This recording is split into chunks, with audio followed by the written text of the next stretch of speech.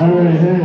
Our next comedian tonight is a man who demands the utmost respect of not just the people in this bar, but of the senators that he writes to on a daily basis, the fast food Twitter accounts that he GMs for free food every 12 hours, and the fast food workers who give it to him. This man is give it up for the cheapest man in Oxford, Jonathan. I don't know how to say his last name. Let's go!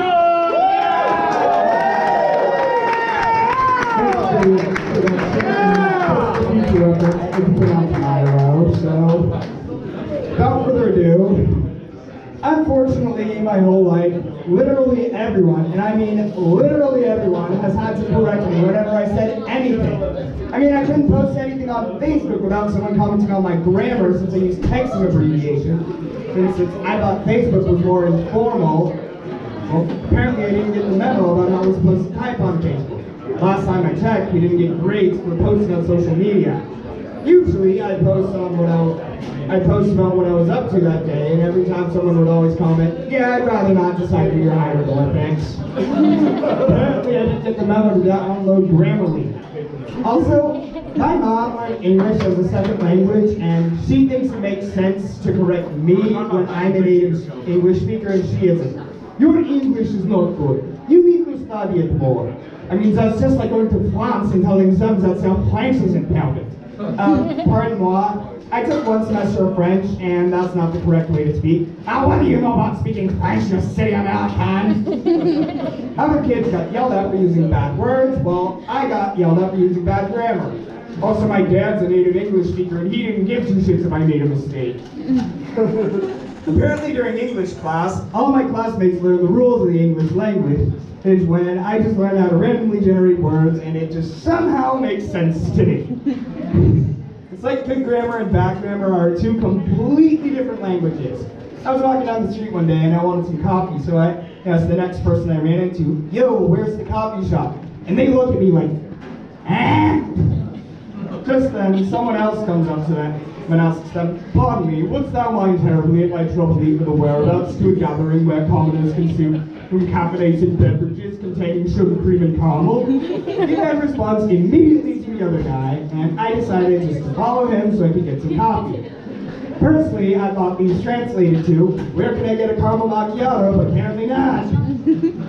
Don't even get me started on how you pronounce "jit." Any other word has two pronunciations, and no one bats an eye. When it comes to "jit," everyone loses their mind. Also, either has two pronunciations, and we don't debate about that. Plus, pecan has four. Interesting thing, the guy who created it pronounces it "jif," while the Oxford English Dictionary accepts both pronunciations, and I know for a fact, you didn't write it. When you order coffee, the barista doesn't usually say, "We have caramel, not caramel." I work at Starbucks and I can confirm this. I heard customers say they wanted the caramel and caramel macchiatos, and the cashier doesn't tell them that their pronunciation is wrong. They just put the order into the computer and they make the coffee. I'm not going to bore you with the details, but I'm kind of a linguistics nerd, so I have a few counter-arguments. I'm in the process of becoming a linguistics lawyer. In layman's terms, every language evolves differently, which is why we have different languages and different accents along with different slang and speech patterns. Which version of English am I supposed to learn? Back when I took intercultural communication, my professor joked that he couldn't understand my different accents. I mean, there was one time I was telling a story I heard from BBC Scotland, and halfway through my professor says, "Speak English!" And I told him, "I am speaking English." Granted, there's a reason the native dialect of Scotland is referred to as Scottish English. Honestly, I thought public speaking was only one semester. However, the difference between a class and everyday conversation is that in a class we actually want feedback. I'm not a certified speech pathologist, but as far as I know, there's no known communication disorder where the brain can't process incorrect grammar, even though it seems like a lot of people have this. There's only one place you actually have to worry about grammar. It's called English class. However, this is written English and not spoken English. Plus, everyone makes typos since typing is fast. Can you imagine what we'd sound like if we spoke the same way we type out emails? "Hello, coworker. I am speaking to you because I wish you to converse about our everyday affairs while we enjoy our caffeinated beverages. I mean, if William Shakespeare and the Anglo-Saxons heard how we speak today, they'd be a little surprised. Also, believe it or not, people who make a big deal about grammar actually know less about the English language. Same thing applies to other languages, but I can't understand them. I've always wondered if people in other countries have the equivalent to, and in English that means, can you say that in Russian? Can you say that in Spanish? Or can you say that in French?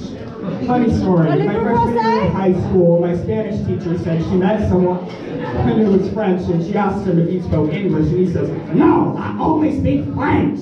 Getting mad at bad grammar is just like getting mad at someone for ordering different food from you.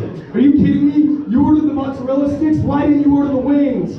Funniest thing, my uncle does that. Since he's a hardcore health nut, he asked me, "You and I made the mistake of telling him I like caramel macchiatos, and he was like, "I want sugar, but I'll have do it." I mean, one day I was talking to a manager at work about coffee, and she says she also likes caramel in her coffee, but she drinks black coffee to be healthier, and she was just fine when I told her I like caramel in my coffee. Thank you, and good night.